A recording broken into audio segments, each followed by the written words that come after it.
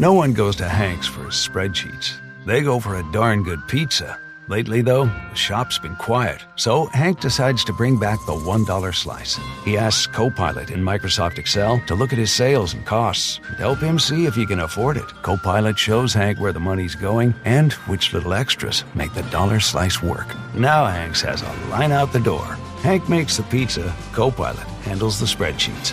Learn more at m365copilot.com/work.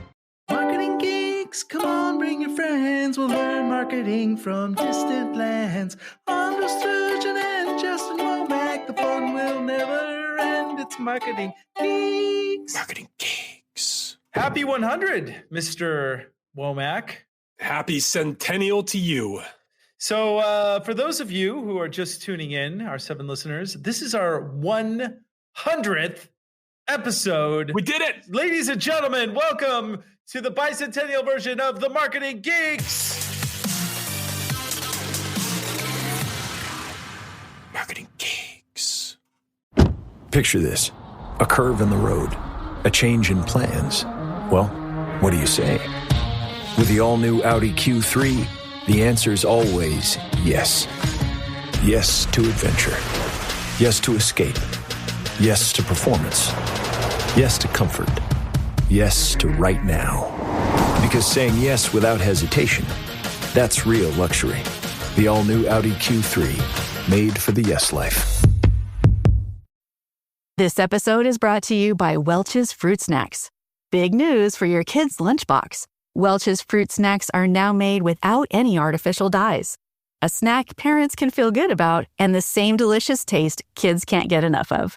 All made with no artificial dyes. Try Welch's Fruit Snacks today. All right. 100. The big 100. The with our 7 Franklin, right? listeners. Yeah, that's right. And I'm here with my lovely wife, Iris, who is one of our 7 listeners. Hi, everybody. And she helps keep the show together. And in this particular episode, man, so here we are we are smack dab in the middle of Corona land, as we are in the apocalypse. We are. We're in the midst of the apocalypse, kind of living. It's almost like we're halfway between the post-apocalyptic world and the current. It's still happening though, too. So that's right. In the film version of Marketing Geeks right now, this is where the TV goes to a tone, and we look at each other and we go, "There is no help coming. What do we do? Who are we going to market to?"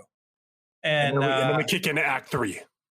Yeah, and that's when typically this is when they get the shotguns and they go out on the road. But instead, we're going to get our laptops and we're going to help people with their marketing. That's because even in the zombie apocalypse, man, you got to market.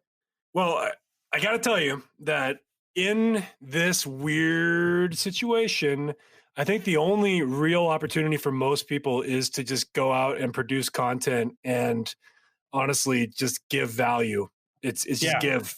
Like that's your best bet right now is to just give. And I'm seeing even top marketers right now are just giving their best. I mean, they're giving like $300 programs away for free right now. I'm seeing that. That's something that's happening because they understand that in the long run, that's what people are going to remember. Which brings up an interesting point. What are we going to give away, man? Yeah, I'm glad you asked. Well, what are we best at? A long time ago, what did we start with? Is really the question. So the thing that you and I did most together is our LinkedIn mastery course, which seems to have the most amount of draw. In fact, I think our LinkedIn episode was one of our best listened to, right? Yeah, and that was BMG before Marketing Geeks that we did this. We were giving talks together. We were doing this BMG. Yeah, BMG, old school. Just to sum up the LinkedIn Mastery course, what the whole idea is that everybody has one state of mastery. Like you are a master at one thing, and your LinkedIn profile sums up your state of mastery. Right. So the LinkedIn Mastery course, what it does is it allows you we were teaching people how to make their LinkedIn profile to get noticed, to get jobs, to make it SEO compliant, to really boost up your skill set so you look more desirable, especially because everybody knows that resume is really French for bullshit. So, and we broke it into two parts because it was like, as an entrepreneur, your profile is very different than as an employee. And we have a mix of people that would come see us speak. So some people wanted the employee side, and that's like, Andros is the best interviewer on the planet. I mean, he knows how to land interviews, and this guy is brilliant. I don't know how he is as an employee, but as an interviewer, man. Good. As an employee, I'm terrible. But and considering that I'm my own boss and my own employee, I have to, and because Iris is an HR professional by trade, there are many times she needs to call me into the office to have talks with HR. But I mean this though. I've never seen somebody that, like, if you were in a situation where you were unemployed, like, you would have probably 5 interviews lined up like within a week. I don't this even is care. true. Yeah. And it's like, no. You are very good at that. That is a skill that you are very good at. Yes.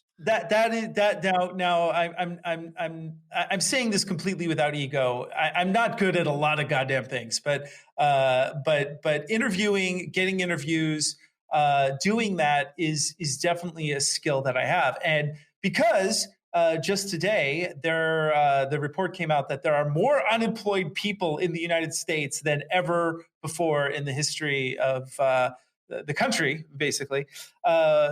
People are going to be needing jobs. They're going to be needing to really take their LinkedIn profile seriously. They're going to be really needing to go on interviews, do it well, make those connections. This is something I know how to do. And this is something I really want to teach people. And so the first step in that is revamping your LinkedIn profile. So what we are going to do is we are bringing back out of the closet, we're going to dust it off, revamp it, and we're going to have for free the LinkedIn Mastery course, kind of the main thing that we were teaching, which is the profile edition, where we teach people how to really make your profile sparkle and how to connect with people using LinkedIn. It's the best tool you have, and it's the thing that I would love to give away to people right now, especially during this time. And well, you'll be probably focusing more on the applicant side. I will be teaching some things about the entrepreneur side. Because if you're an entrepreneur, you're a business owner, your profile looks very different. Like I was saying earlier, I was kind of hinting at, because instead of me qualifying myself to a potential hirer or hiring manager, I'm now qualifying myself to customers. And so I need to write to the customer instead of writing to the hiring manager. And so as an entrepreneur, one of the big mistakes that people make is they leave their job application on there after they transition to entrepreneurship. And that doesn't fly in terms of being an entrepreneur on LinkedIn. Mm-hmm. So that's one of the things that I like to talk about, which will also be in that profile course. Yeah. And then what do you do if you have like a lot of jobs that don't relate to what you want to do now? How do you turn that around so you don't have kind of a gap and you can move that towards something that is useful for prospective employees, prospective people that want to hire you, and especially because as we've talked about on the show, if anybody Googles your name, your LinkedIn profile is the first thing that pops up, right? So it's really the first impression that people have. It's top 3 for sure. It's almost guaranteed to be top 3 as long as you have a LinkedIn profile and somebody Googles your name. It's almost certainly going to be top 3, especially if you have a profile that's optimized, like we're going to teach you.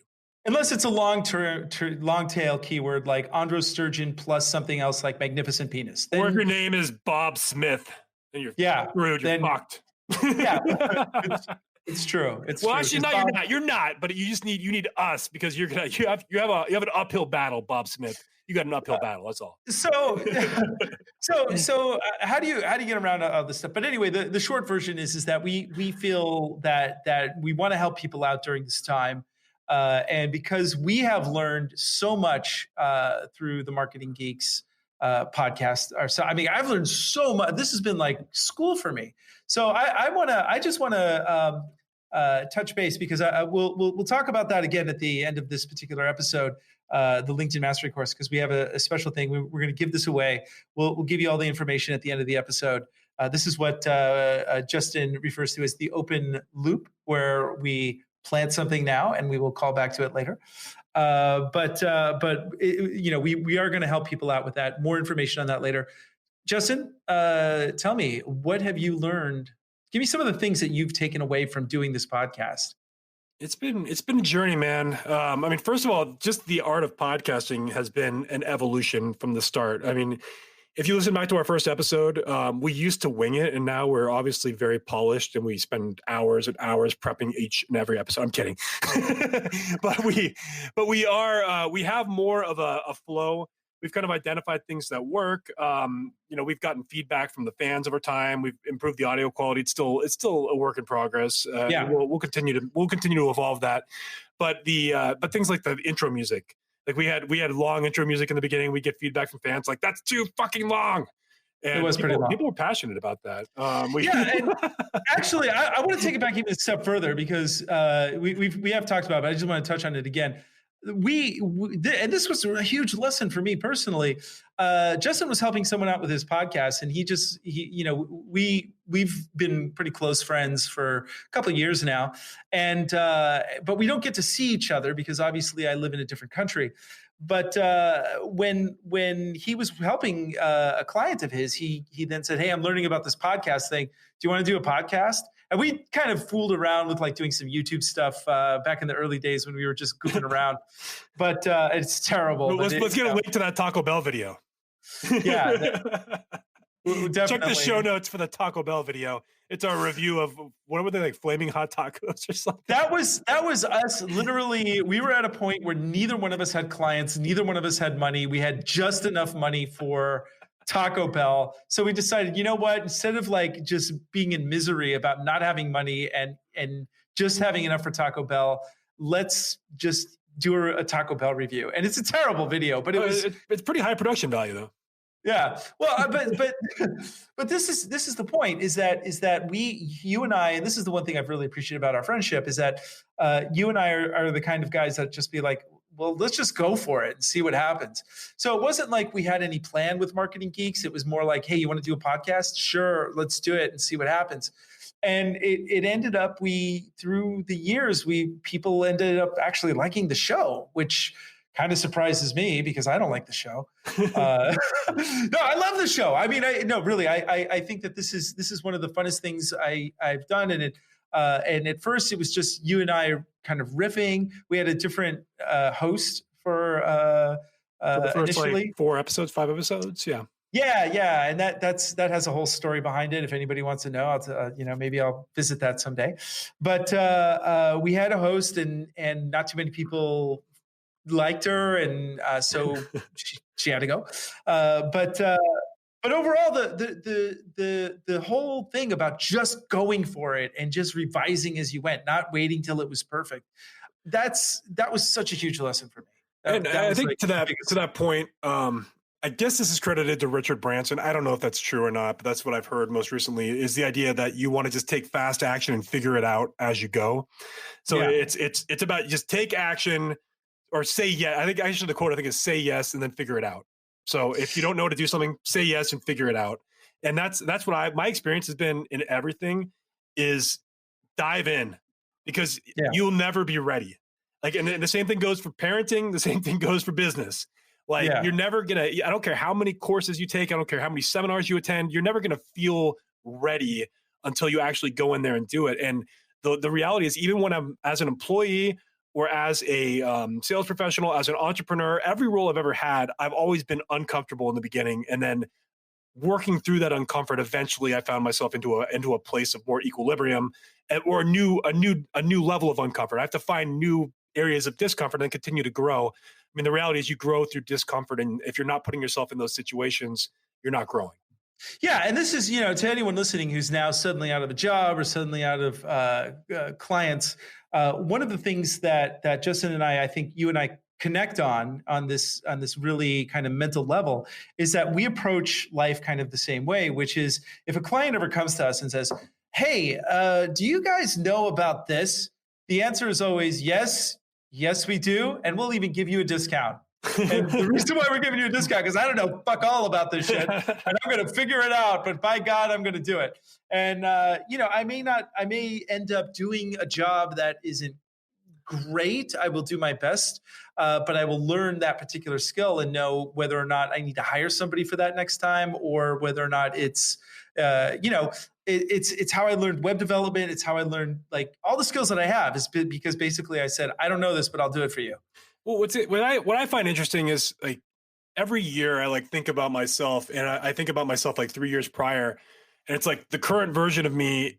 Have I improved? Am I different? And my answer for the last like 5 years in a row has been like, I'm like on a completely different level than I was the year before. Yeah. And that's kind of how I have to continue to evolve, because like in 2016, I remember like thinking this to myself about like, I thought I was pretty good at a lot of this internet marketing stuff. And now I look back at like that version of myself and I'm like, wow, I really had a lot of work to do, because I'm like, after being in business for myself now for going on finishing up year 4, going into year 5 on my own company anyway. It's like, it's just incredible, like how deep some of these subjects go. And I'd never taken it to that level of depth. But I mean, at this point, because of the podcast too, this also helps because we're forced to kind of learn constantly. And I'm naturally a lifelong learner anyway. Like Andres probably knows, but I've kept going to college. Like I graduated in 2005 from University of California, Santa Barbara. And I've been going to like city colleges and just taking courses for what I call fun ever since. And I have hundreds, like I think around like 300 plus units completed. And I could probably have like 30 associate's degrees if I wanted to go claim them. But I'm kind of weird that way. Like some people have their things. I like to learn. I enjoy the school environment. It forces me to actually do the work. Audiobooks, like I'm just kind of a lifelong learner. And I think most entrepreneurs that have success are kind of adopt that curiosity and that kind of mindset. Yeah. And it doesn't necessarily have to be like marketing related. Like I'm the same way right Not now. At all. No. Yeah. I'm learning guitar and ukulele. And I'm terrible at them, but I won't be forever. And but the point is, and you bring up a really interesting point, which is, to be valuable in this job market, right? It's not just being like, oh, I'm an SEO guy, or oh, I'm an email marketer. You've got to have a lot of crossover. The thing that makes you and I so employable is that by hiring either one of us, it's replacing like 3 or 4 people, right? Because you hire Justin, honestly, and I mean this sincerely, one of the best copywriters ever. I mean, the guy writes copy like it's unbelievable how good you are. But also it's like you understand, podcasting, copywriting, email marketing, doing visual ads, doing Facebook advertising. So if someone hires you, they're getting 3 or 4 people's worth of talent in one person. For better or worse. For better or worse, sorry. Yeah. But what I mean by that is like this idea of like you're describing, I've heard it called like full stack marketer, because I do have, I could do Facebook ads, I could do copywriting, I could do email marketing, I can run Infusionsoft, I wear a lot of hats. I could do the back end of WordPress. But then I also talk to, even on this show, I talk to a lot of entrepreneurs and they're like, I'm good at one thing. I'm good at one thing, but I'm really good at that one thing and I make a lot of money. So one of my challenges is that I've been a guy that's like jack of all trades, trying, and now I'm trying to narrow my focus a little bit. I think it's important though to know a little bit about everything, but really you have to know a lot about one thing, at least to make a lot of money in this world. And that's what I've kind of learned over time. But again, I know a fair amount. So I know not just a little, but I know a fair amount about a lot of things. I wouldn't say I'm an expert at a ton of things, but that's one of my learning experiences. How can I narrow my focus? And that's one of the things that I'm working on right now. Yeah, and that's if you want to go for the bigger money, to get like a lot more, like it really run the empire, but a little harder to do, obviously. However, having all these skills is handy because you can do things like, if you work with, say, a digital agency, you could be more precise about what you want. So if you say, hey, I want to run a campaign, these are my targets, this is what I want to do, these are the analytics I've run so far, you can hand over the bulk of the work to an agency or to other people, but then it allows you the ability to look it over and go, okay, this is working, cut these ad groups, focus on this demographic, and it gives you a lot more authority moving forward with that stuff. So that's why, again, one of the things that I think that a lot of people need to look at, especially in this climate now, when people are like losing jobs left and right, trying to figure out what to do, really just learning is key at this point. Yeah, I think whether you dive into something like lynda.com, LinkedIn Learning, or the digital marketer of the company right now, if you happen to be listening to this as we're recording it, it's April 2nd. I believe this is still valid. They're giving out their $300 a month. I think it's $300 a month. I'm not exactly sure what they charge. It might be $200, but it's called Lab Plus.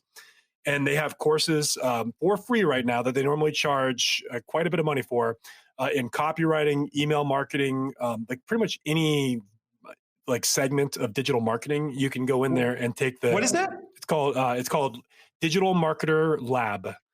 Oh, so, I actually wanted to tell our listeners about that. That's the company that runs the event Traffic and Conversions that I've attended the last couple of years. That's like Ryan Dice, Roland Frazier, some of these bigger name marketers that are pretty well known in the at least in the industry.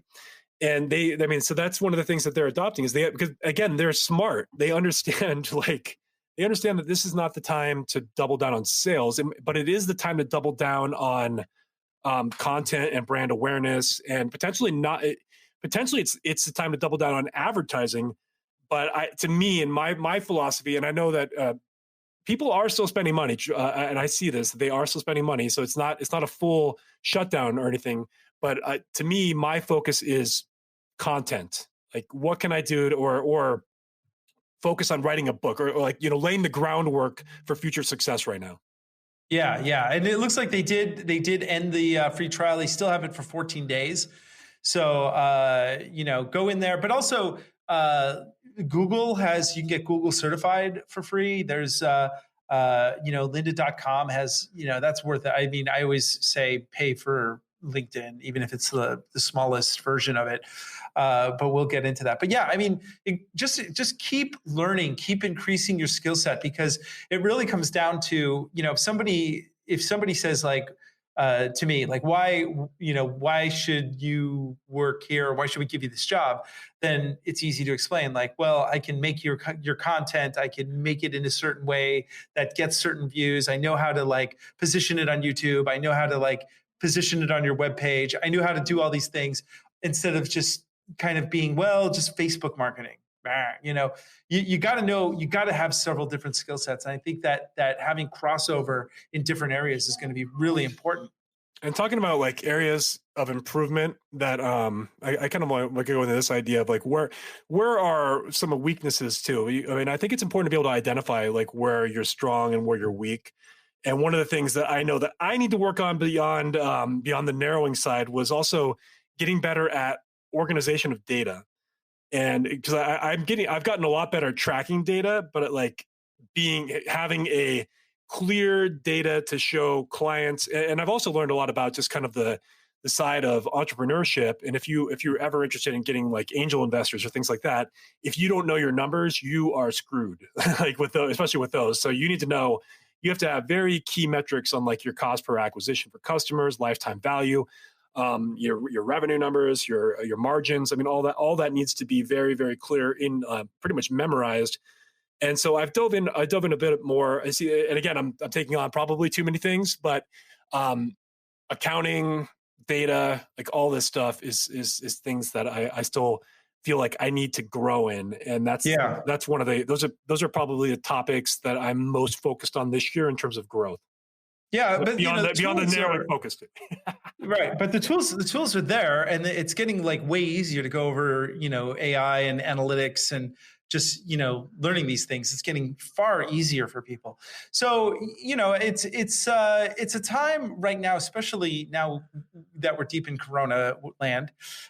This is a good time to really reflect. And I said this before in another show, which is one of the key things that I feel this is going to give people this whole time is the ability to really take a moment to step back and analyze your life and your lifestyle. If you're in a position right now where you're freaking out because you're not able to pay rent, because you're living paycheck to paycheck, that's something to look at. Like, why is that your life?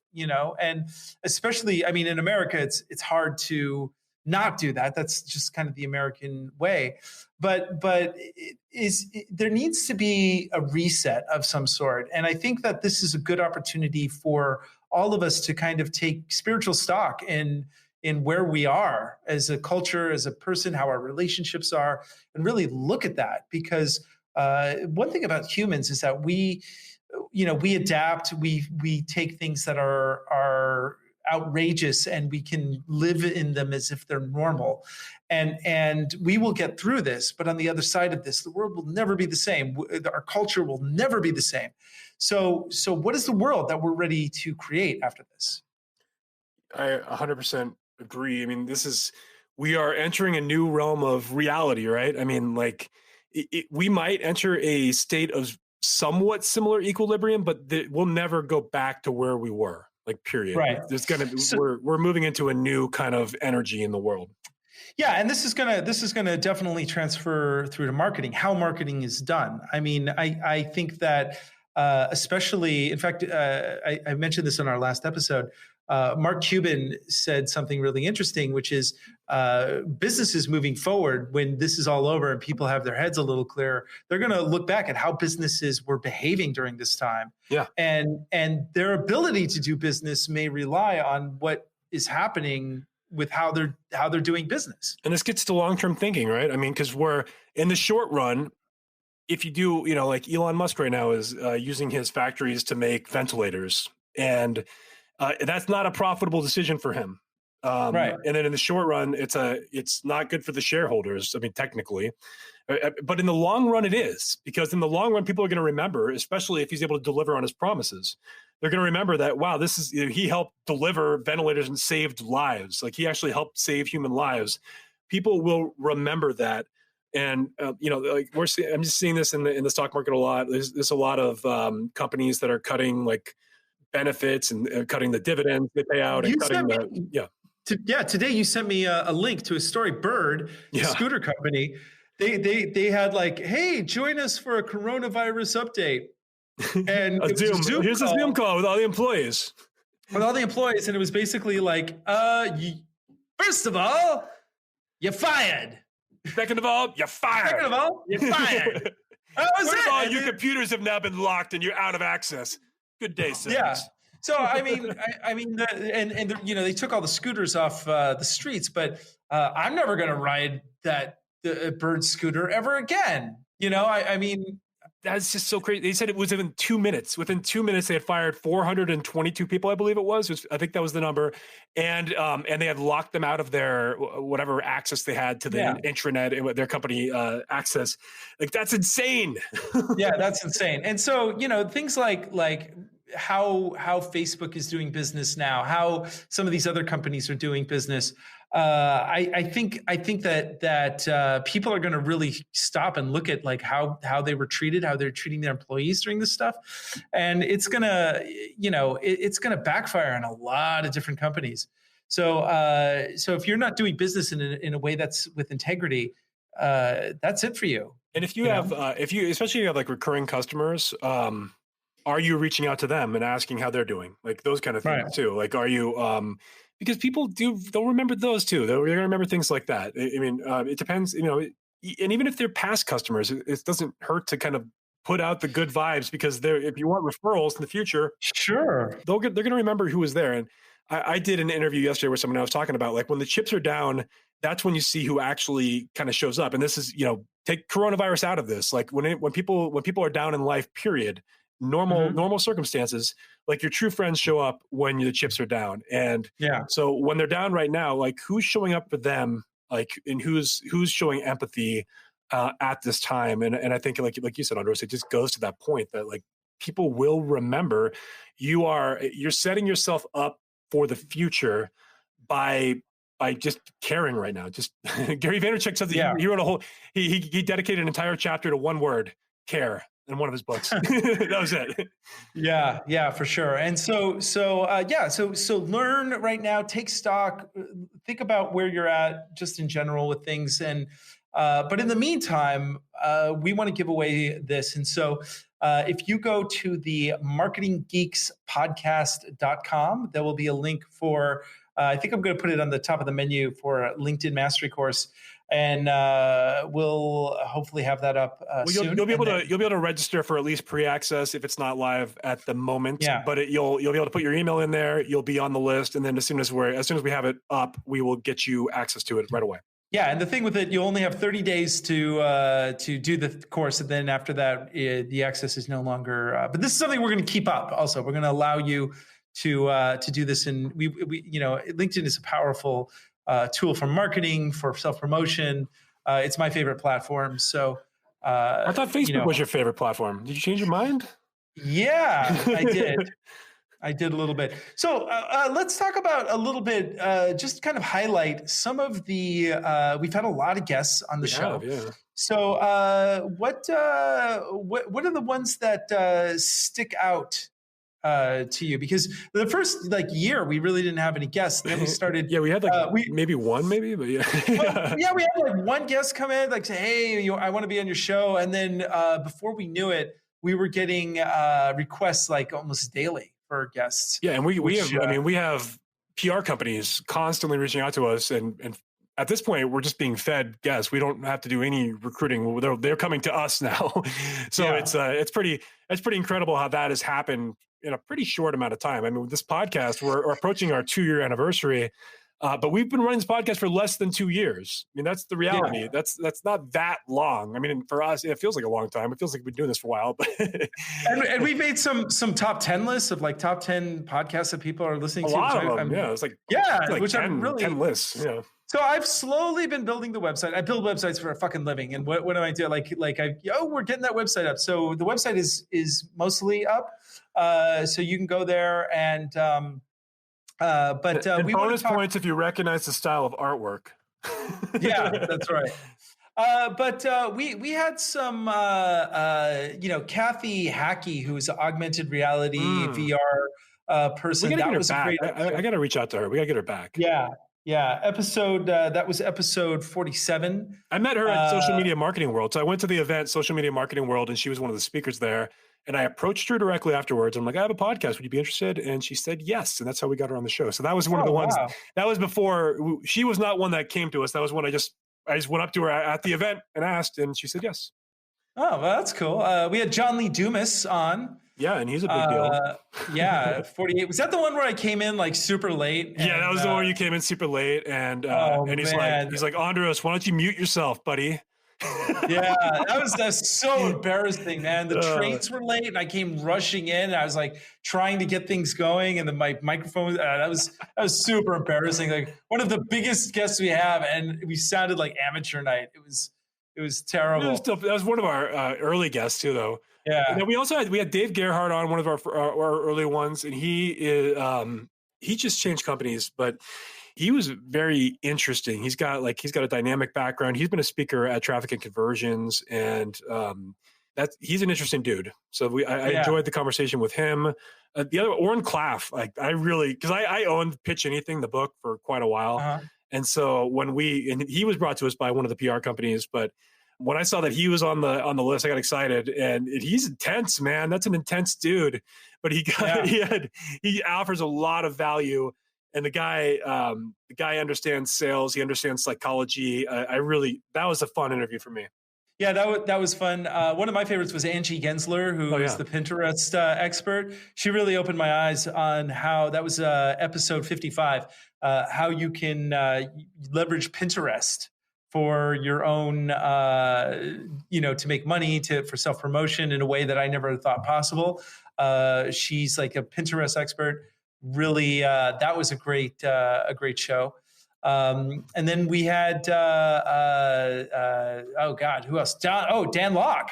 Oh yeah, Dan Locke, Yeah. Who came on the show, and he had when he came on, we did the podcast via Zoom, and he had these two Iron Man replicas behind him, and it just really, he was just standing there with the two Iron Mans behind him. It gave him this Tony Stark sort of look, but it also it was like a very like power position sort of thing, and I really like. He was fun. He was like a lot of fun. Yeah, I enjoyed him, and he had some interesting stories to share on that episode. That was a really good episode. And then Pat Flynn was among one of our other bigger names in the industry, especially in podcasting. Mm-hmm. I mean, that guy, him and John Lee Dumas are both like two of the top podcasters in my mind in the industry. And they were both featured in Gary Vaynerchuk's Crushing It book, which they have their own chapters dedicated to them, which I think is pretty cool. But Pat Flynn, that's an interesting story because the reason we got him on was we recorded an episode, and I had mentioned during the episode that I grew up in Novato, California, and somebody who listened happened to work for Social Media Examiner, who runs Social Media Marketing World. And they reached out to me like, hey, I grew up in Novato. We went to the same high school. Kristen Bush, who we actually had on the show, by the way. Yeah. We kind of shared the story. But when I went to the event, she actually introduced me to Pat Flynn. And that's how I got kind of that introduction. And then I just kept following up until we were able to book that interview. Because he said he would do it on the spot. And then I kept following up until it actually happened.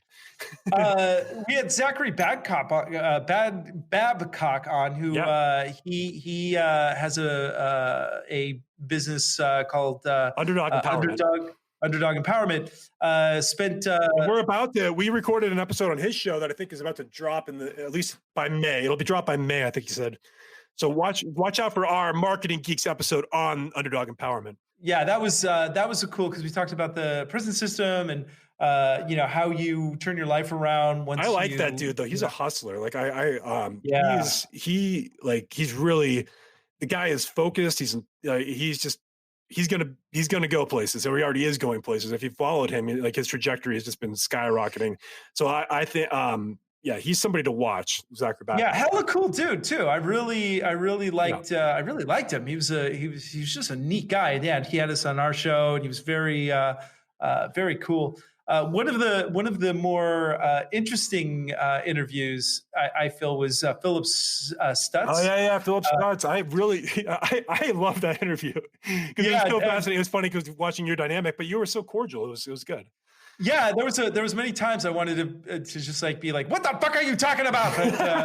But it was like crazy to see like just what level of like surveillance is out there, and it almost like, I mean, the data that they're getting now, they can go back, what was it, like 2 years to your geolocation? Like they can track your coordinates back 2 years and be like, hey, they were in this room 2 years ago. I'm marketing based on that. Episode 91. This is, basically he could say, he had the ability to go back and say, oh, in Las Vegas at this hotel, there was an event that happened that had these people in it. So I'm going to market to them.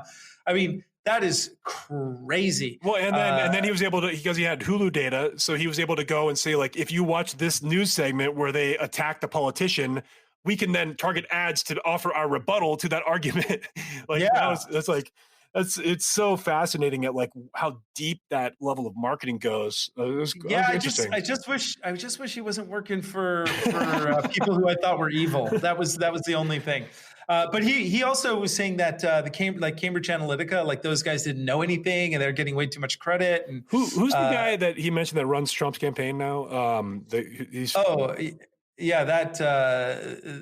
gargoyle, Brad Parscale. I would like to have him on the show. We need Brad Parscale. Hey, I would love to have Brad Parscale. If you're listening, Brad Parscale, or however you say your name, we want you on the show. Oh yeah, definitely. I would definitely love to have him. And then I want to mention one more. Alex Berman. I remember he was the cold email marketing guy. He was one of the early guests too. I had not heard of him when he came on the show, but he very much impressed me because he was talking about emailing companies like McDonald's and landing deals like off of cold email.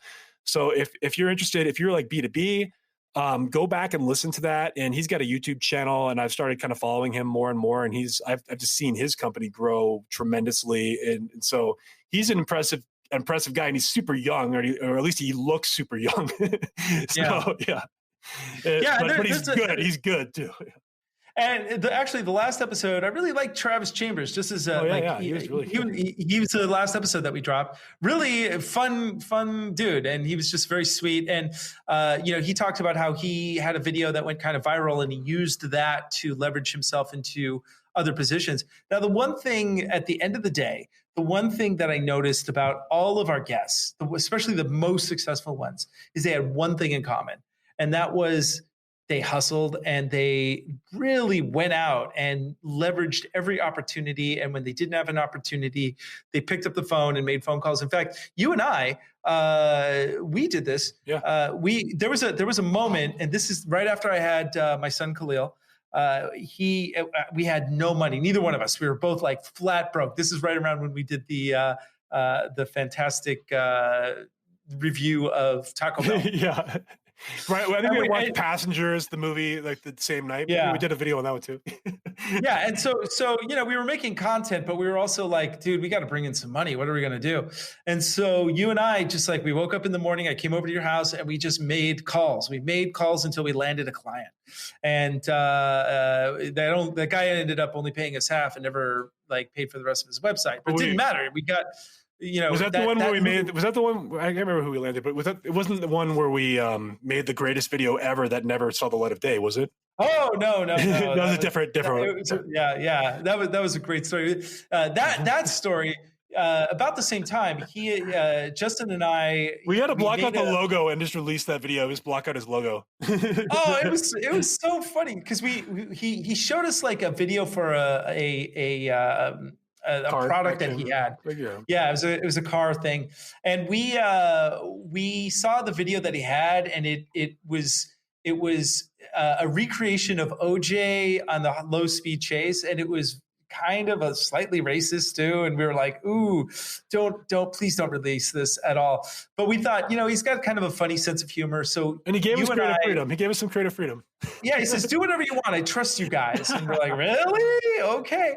So we actually made something that we felt was pretty funny. And we loved it. We had a good time doing it. We put it together and we thought, oh, this guy's going to love this. Not only did he, and he gave us a down payment, right, which was to start the work. Not only did he say, don't ever release this, he wanted all of his money back. And we're like, no, you paid us, if you don't like it, you don't have to pay us the rest. But it was just an interesting moment in time because it was like I had no money and I had to hustle and hustle and hustle. We picked up the phone, we made a bunch of calls until we made money. And this is the thing that I really love about being an entrepreneur, where it changes the conversation from I need to find a job and my money coming in is dependent on some other person to there is money out there, it's sitting on a table, and I just got to go out and find out where the money is and grab it. And it's more proactive. So I think that's been the biggest lesson for me in all of this is that, if you and I focused even more, I think we can build the empire. But I think I'm also like too lazy. The other thing that I've had conversations with recently is this idea of persistence and sticking through no matter what happens, no matter the adversity, like continuing the path. And that's why it's also important that you love what you do, because if you don't love what you do, it's really hard to continue when there's adversity that presented to you. There's been a few times in my business where I thought about giving up and going back to corporate America and, applying for a job because I didn't know what was coming next. I didn't really have prospects that were promising at the moment. And I just wasn't feeling confident. But I just kept going. I just kept doing the next right thing in my mind. Like what's the next thing I can do that's going to set me up for future success? And things fell into place. It was kind of crazy because a lot of them are like pretty random and like, I don't know if it was just divine timing or what, but things just started falling into place. And it was, and eventually like I'd land a contract that would, pay the bills. I wouldn't necessarily make a ton of money, but I would pay the bills and keep me afloat. And then I would just keep going and going and keep grinding it out. And eventually I've kind of come out where I'm actually profitable now and like on track to have my best year, even even last month, I had a very successful month in spite of what's going on, because I'm able to offer certain value that is necessary for virtual businesses. Yeah, and that's part of the fact that you do this continued learning, right?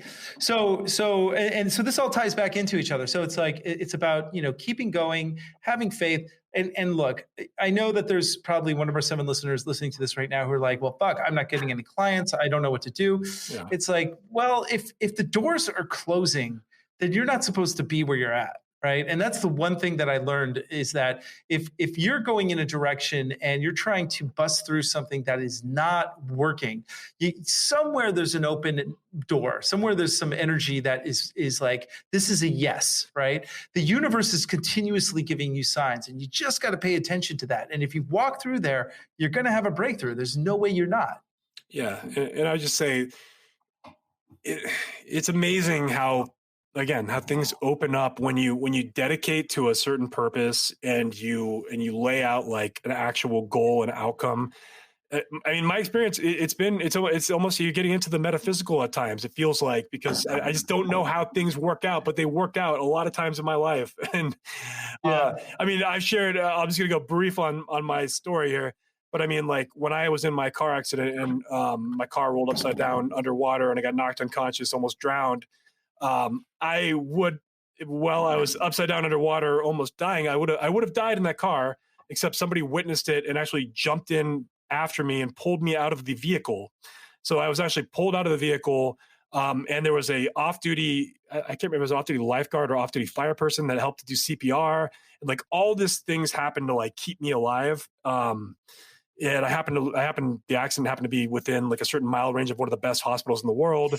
There was I needed to be in something called a rotoprone bed, which they only have a few of them in the country. And they had one at this facility, and I cleared it by like an inch because I'm 6'5" and like I barely fit in there. So it's like just crazy just how many things had to happen and they all fit into place. So well, like we've said many times, I really believe that the reality split. There was a that's right. That's one version of reality Trump got elected, right before all the wildfires, right before coronavirus. Right. So in the reality in which you died, everything is normal. You lived in this reality, but but unfortunately, Trump is president. We have coronavirus. We nearly had World War III. It's but I got to think. Yeah. But I'm with my lovely wife, Iris, who ended up being a fantastic producer on the show. She's actually, she's here now, and she's the one who keeps the show kind of going, because honestly, if it weren't for you, my love, we would... We need her organizational brain, because we don't function that way. Yeah, that's cool, because you're creative and and at least Andres more like... Well, you are too, and I have to admit, like he already said it, you're an amazing writer, and I always am like super impressed by the way you do the show notes, by the way you present the guests, and that's a power. That's a superpower. Yes, and I'm already in the show since 1.5 years now, I think. I was in episode 12. That was in the very, very... Really? Yes, in the very beginning. How do we not mention that, Andres? You didn't mention that as a top guest. That's points off, Andres. Oh, okay, I'm gone. Oh, that's right. Iris was one of our first guests ever. Yeah, I totally forgot about that. Yeah, that was right after you moved in here. Yeah. And when I was working as an HR director. That's right. That's part of the agreement that she got a guest appearance on Marketing Geeks if you moved in. Yeah. Well, and if we look back a little bit further than that, I was your first sponsor. And I was like celebrating the first $5 donor you were. That's right. Yeah, that's right. And I still am. And then I watched him slowly die inside. He's like, wait a minute, Iris. Wait, you know her? Iris that you're living with? I'm like, yeah. Oh. Yeah. But we shortly after that got more. So we shortly after that got more, and I'm like, okay. Yeah. That's cool. And I still I didn't cancel it, so I'm paying my own salary. I got per episode. Wow, that's the best job I ever had. Well, at least the most fun job so far. So congratulations, Guy. Thanks. Well, congratulations amazing. You too. Thank you thank for helping us out. And actually, we at some point we are going to do an expanded LinkedIn training. And Iris, who her most of her experiences with HR, is going to do a whole module on what HR people are looking for when you apply via LinkedIn. Yes, I will. Yeah. Yes, that's very valuable adjunct to what we're offering in the course. So it's going to be really cool to have that added in as well. Yes. So what do you think we can improve if you were to say, like, give us feedback as an HR coach? Yeah, on the show. Right now, like what kind of feedback would you give us? Can we do a second episode? Do you have a minute? No kidding. I say it all the time. I'm super proud of you guys, and you are both too modest to acknowledge how good you are. The dynamic between the two of you is amazing. You're both great interviewers. It is not for nothing that we have this amazing guests on the show, because people like to be on the show because most of them immediately after the show respond to me and like, oh, this has been the best interview ever, or wow, what an amazing interview, and it was so open. You're not afraid to bring any subject up. Sometimes I'm a little bit almost like, ooh, don't go there too much. I mean, I'm here too, but it's great to be open, and and then the other side is we learn a lot from our guests. Yeah. So it's not just like promotion, not at all. It is, you dive deep in also the personal life of our guests, and my small thing, and I can do something about that too. Maybe we need a little bit more women on the show. The more men than women. We had Tiffany Bova a few episodes ago. Oh, that was a great episode. She was great. She has a good, solid story. I really liked her. You already mentioned Angie. Very much in the beginning, we had Donna Tard. My buddy Josh Tickell, godfather to my child. He was the director of Fuel. Yeah, but not a woman. Yeah, but we should get Rebecca on too. Yeah, his wife. Yeah, but you're right, we should. And I think what I want to do, because we've been very passive about our guests. They just kind of like, hey, can I be on the show? But I'd love to reach out and get like some really targeted people that you like, targeted guests, kind of like who you. Yeah. Oprah Winfrey. Oprah would be fantastic. Want to find out what she smells like. So I think that's good feedback. I like having women on the show, and I agree with you. We don't have enough. Yeah, and sure. The balance is good. Yeah. So again, congratulations, and thank you. So far, it's been an amazing journey. And one interesting episode, of course, was the episode where Justin interviewed you about your and our Gracie story so far. That was super special episode. That was it was right. It was exactly a year ago, right when my mother died, and talking about how you and I met, and the crazy. That was man last year. Well, this year too. I got to say, every year. Every year is weird. Yeah.